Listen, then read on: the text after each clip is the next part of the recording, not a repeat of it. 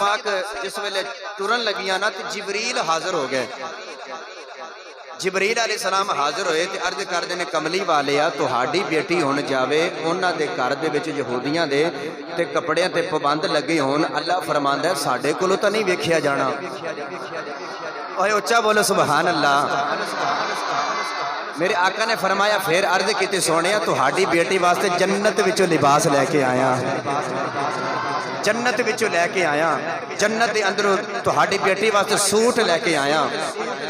سیدہ زہرا پاک نے جڑے ویلے سوٹ پہن لیا, سوٹ پہن کے جڑے ویلے آپ شادی دے اندر گئیاں, ساریاں عورتاں ویکھ کے حیران رہ گئیاں. آ کے کہن لگیاں اے شہزادی سوٹ کتھوں لے آئے؟ اس طرح دا سوٹ تے نہ تے مصر دے بازار چوں ملدا ہے, نہ مکے چوں ملدا ہے, نہ مدینے چوں ملدا ہے, نہ یہ ملک شام دے وچوں ملدا ہے. تے سیدہ زہرا پاک کہن لگیاں اے مدینے دے مکے دا بازار دا نہیں, اے ملک شام دے مصر دے بازار دا نہیں ہے. کہن لگیاں کتھوں دا ہے؟ آپ نے فرمایا اے جنت دے بازار دا ہے.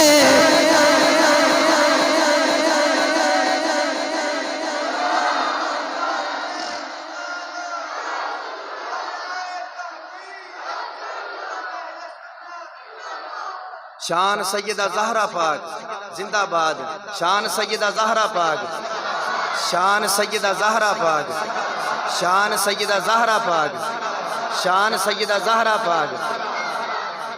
فرمایا کہ جنت دے بازار دا ہے, اے جنت دے وچوں آیا ہے.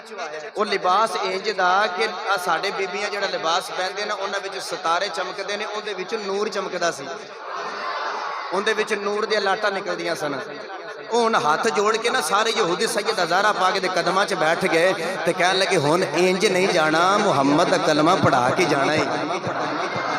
ہن اپنے بابے دا کلمہ پڑھا کے جائیں. واہ بیٹی کملی والے دی تے گئی شادی دے اندر ہے تے سارے یہودیاں نو کلمہ پڑھا کے آ رہی ہے.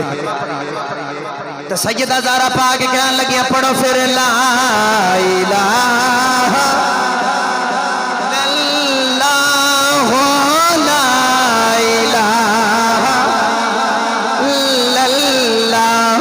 اس کلمے دے راز نیارے نے, اس کلمے دے راز نیارے.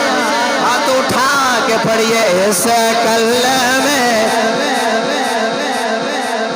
جڑا ہاتھ نہیں چکتا پھڑ کے چک کے بولو اس کلمے دے راز نیارے نے, اس کلمے دے راز نیارے نے, اس ڈوبے بیڑے تارے نے, اس ڈوبے